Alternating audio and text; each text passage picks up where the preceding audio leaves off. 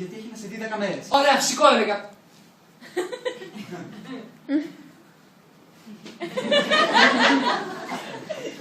Πράγμα.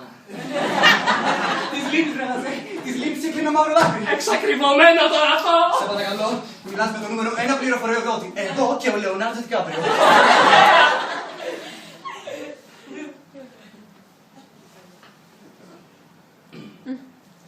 Κείμενα... Είμαι διάφερη.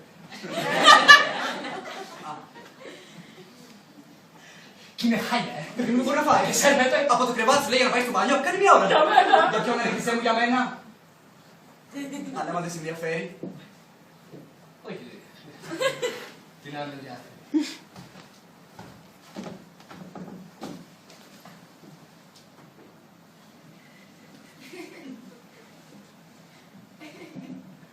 Σίμων, Έλα. θέλω να πάω να τη βρω. Ποια? Πάντως όχι κλειδί ξενομικού. Για την κέρδη μας λες. Τι θέλω, Σίμων, τι θέλω. Δεν ξέρω τι έχω πάθει. Μου έχει γίνει έμονη ιδέα. Δεν μπορώ να βγάλω το μυαλό μου. Σκέφτομαι μέρα νύχτα και τίποτα δεν έχει νόημα εκτός από αυτήν. Τι είναι αυτό! Εκτός από σχιζοφρένεια, έρωτας. Αυτό έχω πάθει, Σίμων. Αυτό έχω πάθει. Είμαι ερωτευμένος. Κοίτα ρε, τι πάθω. Με τώρα θα κάνω εκατόμερα, Σίμων. Θέλω να πάω να τη βρω. Να πας, Ιβάρο, να πας. Θες να νιώθεις το ίδιο κι αυτή. Αφού είπα. Έλα, ναι, όλα να το Δικάπριο. Τι να της πω. Ότι τη θες, ότι την αγαπάς και ότι καίγεσαι. Ρε, μήπως θα το ξανασκεφτώ. Και να το ξανασκεφτείς, το ίδιο θα σκέφτεσαι. Δεν ξέρω μωρέ Σίμωνα, πρέπει να πάω το μπουφάν μου που είναι.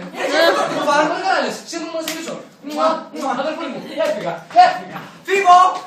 Πες το. Μήπως να το γυρίσω πάλι σε Μίτσος. Έτσι το διάλογο.